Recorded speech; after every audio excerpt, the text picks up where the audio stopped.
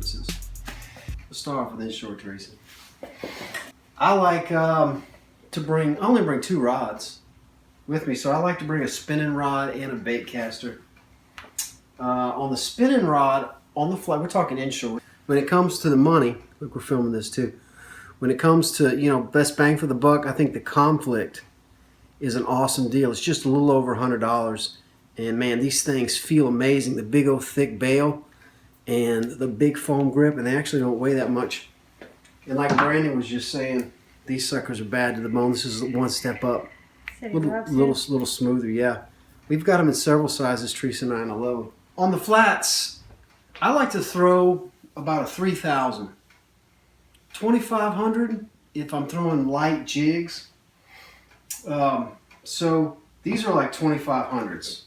That's what a 2,500 looks like for you folks that never thrown a 25. 3,000 is just a touch bigger than this. I talk to a lot of guys who are like, what should I bring on the flats? You know, reds and specs. Should I bring a 4,000 or 5,000? I'm like, whoa. You remember, you're going to be throwing, if you're not throwing popping cork and shrimp, that is. If you're throwing baits all day, you want to go light, because the lighter the rig is, the more range, the longer you can cast, the more you can throw and throw and throw. So light, the lighter the better. I throw a 15-pound braid on the flats, and we throw 30 to 50-pound braid BTB depending on what we're doing offshore. You know, I like 30-pound braid for BTB, but for inshore, I started with 30, but I found that I got a lot more range with 20, and then when I went from 20 to 15, I got another 20 foot out of every cast. So I switched over to Abu Garcia bait casters because I love throwing bait casters, walking the dog especially. And then we switched over to Penn spinning reels. A lot of conflicts, a lot of battles. And for the guide service, we rig everybody up with a lot of Fierce. These things are great bang for the buck. These things are only like 60, 70 bucks. And they are solid, man. So, you know, here's another battle too.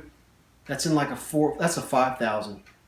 That's a typical BTB setup for Theresa and I both.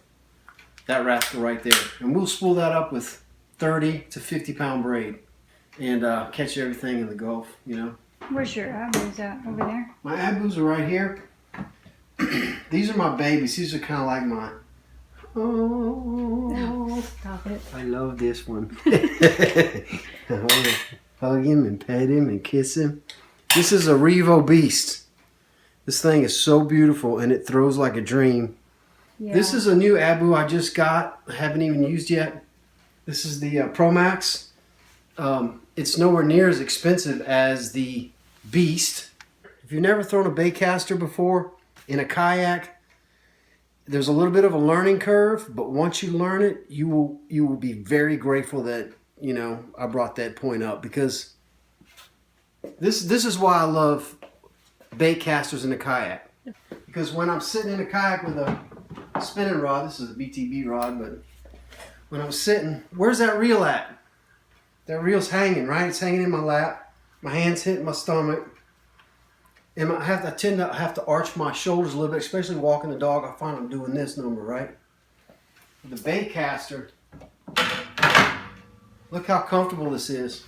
I can actually rest it on my thigh or my knee, and I can just walk the dog like this all day because the reel's on top, not hanging down low. My shoulders are relaxed. It's a beautiful thing. A little bit of a learning curve to learn how to really throw a bait caster, but if you can get it down, it's awesome. Some new Berkeley stuff we're working. We just got in. Berkeley Power Bait. What's it called? Power Bait, Theresa? Yeah, Power Bait. Power Baits. So I'm trying out some new Power Baits. What's y'all's favorite soft plastic this time of year? I mean, what are y'all fishing, you know? I like Gulp. Yeah, well, we all know Gulp works. I mean, that's just industry standard. I don't like Gulp when there's a lot of chompers around. Yeah, puffers and stuff. When there's puffers and lizards around, they will go through a pack of Gulp. You know what? This is winter time, so everything's different, you know. But we're gonna be going low and slow. I mean, I do throw some top water for big trout and hopefully striper coming up here. So But other than that, we're low and slow. Pecking the bottom. We gulp mostly in soft plastics. Yeah, isn't that what y'all are doing? Is everybody pecking the bottom right now? Because they're down deep, man. This is an impact lure. That sucker is solid wood. It walks the dog amazingly well, but it's heavy. So you got a combination of a long-range casting plug. There's no rattle, of course, because it's solid wood. But almost walking the beach episodes, can you imagine what's going to happen when we chunk those out 20, 30 yards further than we're chunking the plastic ones? Holy smokes. Somebody in East Texas just asked me tonight where was the best place in Texas, North Texas, to buy Hobies. And of course I sent them to Mariner. Massive store. Hello from Corpus Christi. They do a discount if you watch 30 Miles Out, just FYI. We want to get out with more of the fans this year, 2017. We want to meet people. We want to fish with people. So we are on it. So, if you got any ideas about us coming somewhere and fishing with you, let us know.